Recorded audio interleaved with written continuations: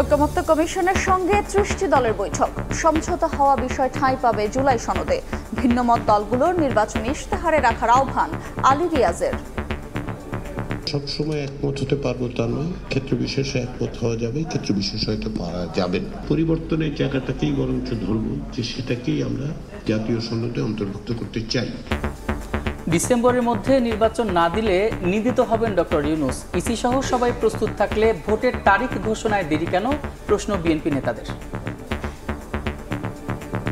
একসময় সংস্কারকে নির্বাচনের প্রতিদ্বন্দ্বী করে সামনে নিয়ে আসতেন, এখন সেটাও বলেন না। তাহলে আপনারা কি চাচ্ছেন? সুষ্ঠু নির্বাচন যদি উপহার দিতে পারেন, আপনার প্রাপ্য যে পুরস্কার, যে উপাধি, সেটা সারা জীবন মানুষ মনে রাখবে। আর যদি বিলম্ব করেন, আপনি একজন নিন্দিত ব্যক্তি হিসেবে ইতিহাসে আপনার নাম লেখা থাকুন। শেখ হাসিনা সহ 7 জনের বিরুদ্ধে ট্রাইব্যুনালে গুমের অভিযোগ বিএনপি নেতা সালাউদ্দিনের। নির্যাতিত সবাইকে মামলা দেওয়ার আহ্বান, গুরুত্বের সঙ্গে করা হবে তদন্ত। উপদেষ্টা আসিফের ষড়যন্ত্র ইশরাকের শপথ আটকে থাকার অভিযোগ, পদত্যাগ দাবি সমর্থকদের। নগর ভবনের মূল ফটকে তালা দিয়ে আজও বিক্ষোভ, 3 সপ্তাহ ধরে বন্ধ সেবা। অনুমানের সঙ্গে সামঞ্জস্য থাকলেও প্রত্যাশার সঙ্গে হতাশাপূর্ণ বাজেট, বলছে সিপিডি।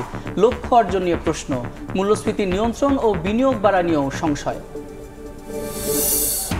সারা দেশে জমজমাট কোরবানির পশুর হাট, চাহিদা বেশি মাঝারি গরুর। ছুটি শুরুর পর রাজধানীতে বিক্রি বাড়ার আশা, জাল নোট শনাক্ত ও পশু ছিনতাই রোধে তৎপর র্যাব।